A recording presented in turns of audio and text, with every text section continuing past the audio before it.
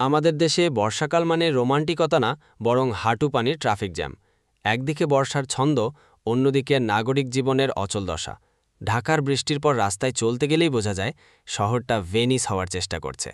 আজকে আমরা জানব কেন বৃষ্টি নামলেই শহর ডুবে যায়, কেন সিটি কর্পোরেশন শুধু ফেসবুকে অ্যাক্টিভ আর ময়লার ড্রেন অ্যাক্টিভ না। শুধু ঢাকাই না, চট্টগ্রাম, খুলনা, রাজশাহী, বরিশাল প্রায় সব শহরের একই দশা। ৩০ মিনিট বৃষ্টি হলে ৩ ঘন্টা পানির মধ্যে হেঁটে যেতে হয়। রিকশা চলে না, গাড়ি বন্ধ হয়ে যায়। স্কুল অফিসে যাওয়াটা যেন নৌকায় অভিযান। মানুষ হাঁটছে, স্যান্ডেল ভেসে যাচ্ছে। কেউ মোবাইল তুলে লাইভ করছে, ঢাকা আন্ডার ওয়াটার। সবচেয়ে মজার কথা, কিছু জায়গায় মানুষ মাছ ধরছে, কেউ আবার পানিতে বসে চা খাচ্ছে। এটাই কি স্মার্ট সিটি নাকি স্মার্ট সাঁতার ক্লাব? তাহলে প্রশ্ন উঠেই যায়, শুধু বৃষ্টি হলেই শহর ডুববে কেন? কারণ একটাই, পরিকল্পনাহীন নগরায়ন। অপরিকল্পিত ড্রেনেজ সিস্টেম, যেখানে পানি বের হওয়ার রাস্তা নেই। খাল ও নালা দখল, বালু দিয়ে ভরাট করে করা হয়েছে মার্কেট ফ্ল্যাট। ড্রেন পরিষ্কারের অনিয়ম, বছরের পর বছর ময়লা জমে থাকে।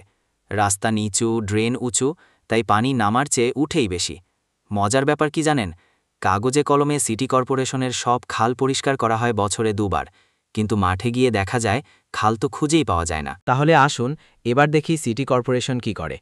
তারা বলে, আমরা তো নিয়মিত কাজ করি, বর্ষার আগে ড্রেন পরিষ্কার করা হয়, খাল খনন হচ্ছে।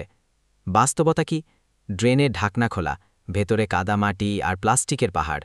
খাল খনন হয় কাগজে, মাঠে গিয়ে দেখা যায় খালের জায়গায় পার্কিং। প্রকল্প শেষ হয় না, বরং নতুন বাজেট আসে, আবার একই কাজ শুরু। এক একটা ওয়ার্ডে কোটি কোটি টাকা খরচ, কিন্তু কোনো ওয়ার্ডে কাজের দৃশ্যমান ফল নেই। যেন নো এক্সিকিউশন, অনলি প্রেজেন্টেশন। তবে দোষ কি শুধু কর্পোরেশনের? না ভাই, আমরা সাধারণ মানুষও সমান দায়ী। ময়লা ড্রেনে ফেলি, প্লাস্টিক প্যাকেট রাস্তায় ফেলি, বাসার ওয়েস্ট ওয়াটার ছেড়ে দিই খালে। ভাবি, একটু প্লাস্টিক ফেললে কি হবে? আর এই একটু একটু মিলে তৈরি হয় জলাবদ্ধ শহর। নিজেরা সচেতন না হলে শুধু অভিযোগ করে কোনো লাভ নেই। শহর আমাদেরও, দায়িত্ব আমাদেরও। একটা সময় ছিল বৃষ্টির গান গাওয়া হতো, বর্ষা তুমি এসো। এখন গাইতে হয়, বর্ষা তুমি যেও, প্লিজ যেও। ঢাকার মানুষ রেইনকোট না, লাইফ জ্যাকেট কিনে।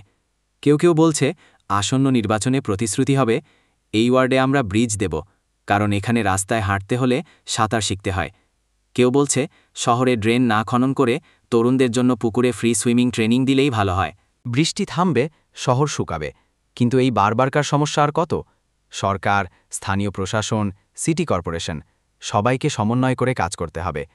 পাশাপাশি নাগরিকদের সচেতন হতে হবে। ড্রেন, খাল, রাস্তা রক্ষা করা আমাদের দায়িত্ব।